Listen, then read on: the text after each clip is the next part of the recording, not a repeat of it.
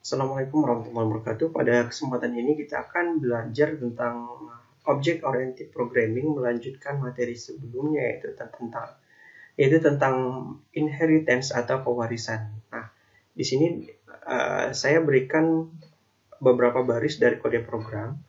Ada beberapa baris dari kode program, yaitu sini ada 70 baris dari kode program, yaitu baris ke-70 itu menciptakan objek atau memanggil nama dari masing-masing kelas.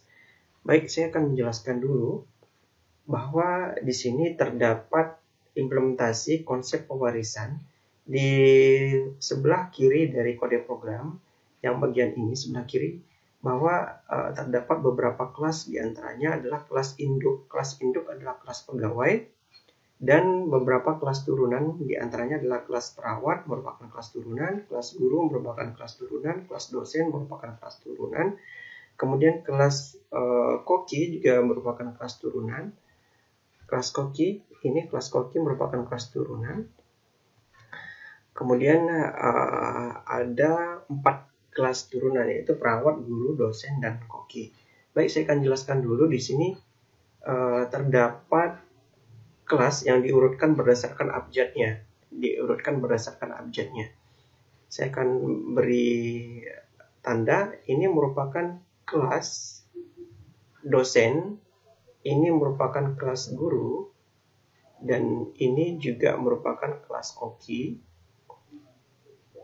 Kemudian ini merupakan kelas pegawai, dan yang terakhir ini adalah kelas perawat, yang mana ditunjukkan pada baris ke-29 kelas dosen, baris ke-22 itu kelas guru, baris ke-36 kelas koki, dan baris ke-4 itu kelas pegawai, dan baris ke-15 adalah kelas perawat. Kita lihat di sini kelas pegawai baris ke-4, kemudian kelas perawat di baris ke-15, kelas guru yang mewarisi kelas induknya itu pegawai baris ke-22, kelas dosen di baris ke-29, dan yang terakhir kelas koki di baris 36 di lembar berikutnya. Di sini kenapa dikatakan sebagai kelas turunan? Kelas perawat, guru, dosen, dan koki dikatakan sebagai kelas turunan karena dia merujuk kepada kelas induknya. Di sini buka kurung dan tutup kurung pegawai. Kita berikan keterangan di sini sebagai kelas induk. Kelas induk. Ya, ini kelas induknya. Masing-masing dari kelas ini terdapat konstruktor. Yang warna merah saya berikan sebagai konstruktor. Ini konstruktor. Konstruktor untuk dosen, ini konstruktor untuk guru, ini konstruktor untuk koki di baris 37, ini konstruktor di baris ke-5 untuk kelas pegawai, dan ini konstruktor di baris ke-16 untuk kelas perawat. Dan masing-masing dari kelas ini memiliki fungsi. Saya berikan warna biru untuk fungsi. Ini fungsi untuk kelas dosen, job, kemudian fungsi untuk kelas guru di baris ke-26 juga job, nama fungsinya. Ini fungsi untuk kelas koki di baris 40, nama fungsinya juga job. Kelas pegawai ini ada 2 buah fungsi kecuali konstruktor tadi, yaitu fungsi hitung gaji di baris 12 dan fungsi job di baris ke-9. Juga kelas perawat ini terdapat sebuah fungsi, yaitu fungsinya adalah selain konstruktor yaitu fungsi job di baris ke-9. Kemudian selain itu terdapat variabel yaitu variabel dosen, variabel guru, variabel koki, variabel objek, dan variabel suster. Ada 5 ya. Ada 5 variabel di sini. Nah, dari struktur ini dinamakan struktur dari kode struktur.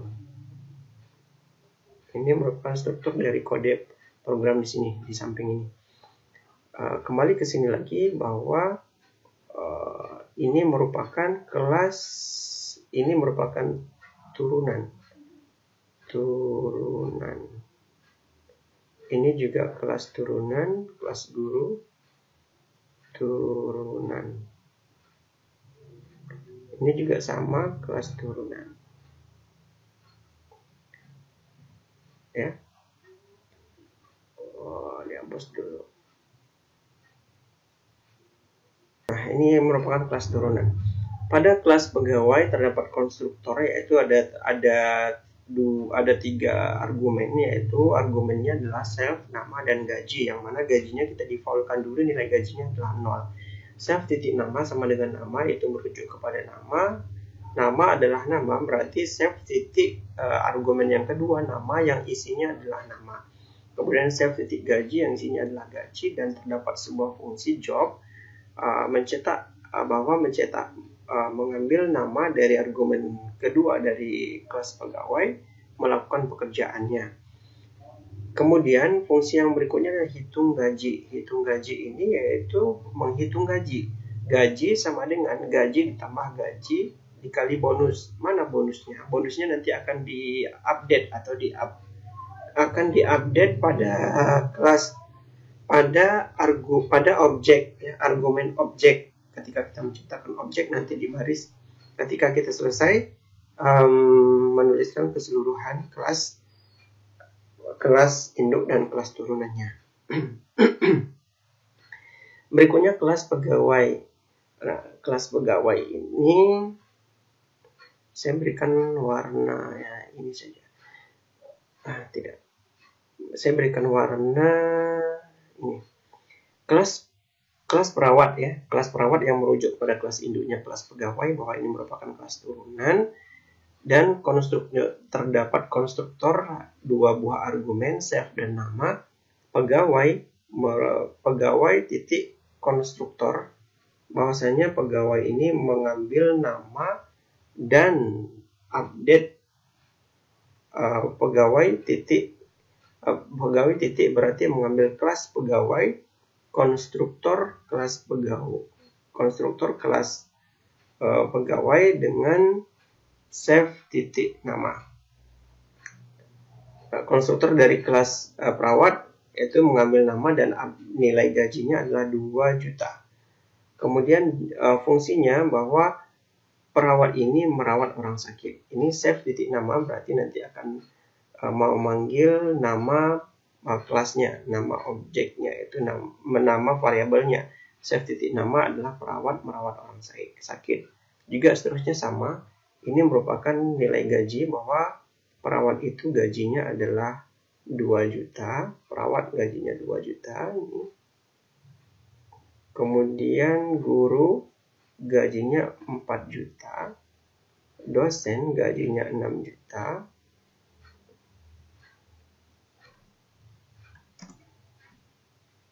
Ini koki gajinya ada 2 juta. Nah, di sini ada menciptakan objek. Kokinya K-nya huruf kecil.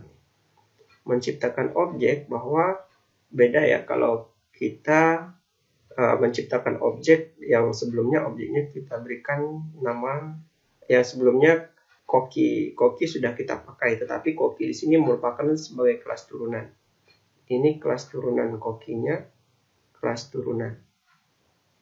Tetapi koki di sini menggunakan huruf kapital di awal, sedangkan koki di sini K-nya K kecil, maka tidak berlaku, akan tidak crash bahwa koki dengan huruf besar dan koki huruf kecil ini berbeda.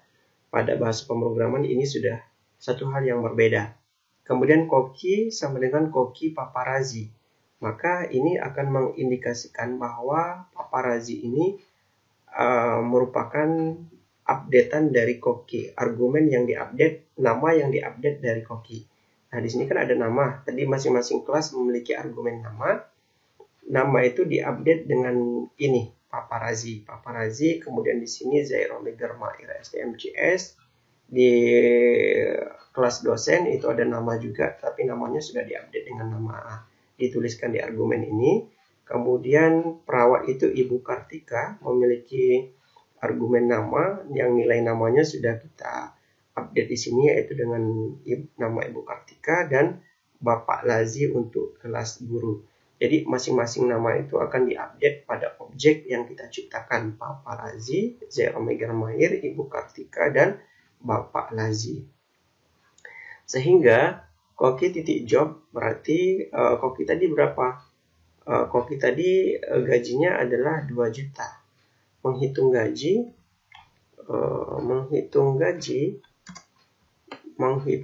di sini kan ada hitung gaji. Ada hitung gaji bahwa rumusnya adalah di sini ada hitung gaji, yaitu rumusnya adalah gaji sama dengan gaji ditambah gaji dikali bonus. Gaji dikali bonus. Nah, di sini adalah gaji sama dengan gaji ditambah gaji dikali bonus. Yang mana gajinya adalah masing-masing memiliki gaji di masing-masing kelasnya. Sedangkan bonusnya ini adalah bonus yang diargumen pada objek yang diciptakan. Updatean argumen, update pada argumen yang diciptakan. Nah, kita kembali lagi ke yang di lembar kedua di sini. Nah, Koki sama dengan hitung gaji. Yang mana gaji Koki tadi adalah berapa? Gaji Koki tadi berapa? Oh, di sini gaji Koki itu 2 juta ya. Di sini gaji Koki itu adalah 2 juta. Maka Koki titik hitung gaji akan dikalikan 2 juta ditambah 2 juta dikali 0,10. 2 juta dikali 0,10. Jadi berapa nih? 2 juta ditambah berarti sekitar menghitung gaji, berarti di sini gaji sama dengan 2 juta untuk gaji Koki ditambah 2 juta dikali 0,10 sama dengan 2 juta 200.000. Nah, ini gaji untuk Koki. Kalau Pak dosen itu gajinya 6 juta. Gaji sama dengan 6 juta ditambah 6 juta dikali bonus. Bonusnya berapa? Bonusnya 0,20. Pak Lazi berapa gajinya? Gaji perawat Ibu Kartika berarti sama. Ibu Kartika tadi berapa? Tinggal dihitung. Gaji sama dengan save gaji. Save gaji kan gini tadi rumusnya. Save gaji sama dengan save gaji dikali bonus ditambah save gaji dikali bonus kan. Save gaji dikali bonus. Nah, ini rumusnya. Tinggal dimasukkan di sini. Maka ini akan mendapatkan nilai gaji guru. Kemudian menghapus keseluruhan dari kelas pegawai, guru, perawat, dosen, dan Koki dan menciptakan objek baru dengan nama objeknya adalah OBJ. OBJ akan memanggil nama kelas. Nama kelasnya tadi di sini. Nama kelasnya adalah dosen, guru, Koki, pegawai, perawat. Atau di sini. Ini merupakan nama variabel, akan memanggil variabelnya objek titik job, berarti mengambil objek setiap job dari masing-masing kelas. Ini kan job. Akan memanggil setiap job dari masing-masing kelas. Ini kan job. Ini fungsi yang didefinisikan sebagai job pada kelas dosen, fungsi yang didefinisikan sebagai job pada kelas guru, fungsi yang didefinisikan sebagai job pada kelas koki, ini juga fungsi yang didefinisikan sebagai job pada kelas pegawai, ini juga fungsi yang didefinisikan pada kelas perawat ya, job yang didefinisikan pada kelas perawat. OBJ.job yaitu akan memanggil nama masing-masing kelas dan pekerjaannya. Berarti output dari keluaran ini adalah memanggil masing-masing kelas. Misalkan dosen mengajar mahasiswa dan mahasiswi di kampus. Kemudian guru mengajar siswa-siswi, koki memasak, melakukan pekerjaan, dan perawat merawat orang sakit. Maka keluarannya kurang lebih seperti berikut. Nah, ini keluarannya. Ini merupakan keluaran dari kode program yang kita tulis. Bapak Razi memasak makanan, Bapak Zaid mengajar di kampus. Oh ya, ini gajinya. Ya, 6 juta ditambah 6 juta dikali bonus. Bonusnya tadi berapa ya? Maka ini gajinya. Ibu Kartika merawat orang sakit mendapat gaji sekian, Bapak Lazim mengajar dapat gaji sekian. Nah, ini tadi variabel atau objek yang dipanggil tadi. Pegawai melakukan pekerjaannya, guru mengajar di sekolah, perawat merawat orang sakit, dosen mengajar mahasiswi di kampus, mahasiswa tentunya, koki memasak makanan. Nah, kurang lebih seperti itu untuk tutorial penjelasan dari implementasi konsep pewarisan pada contoh berikutnya. Jika belum paham, silakan bertanya pada kolom komentar. Jangan lupa, jika ini bermanfaat, video ini bermanfaat, silakan share, like, dan subscribe. Terima kasih. Assalamualaikum warahmatullahi wabarakatuh.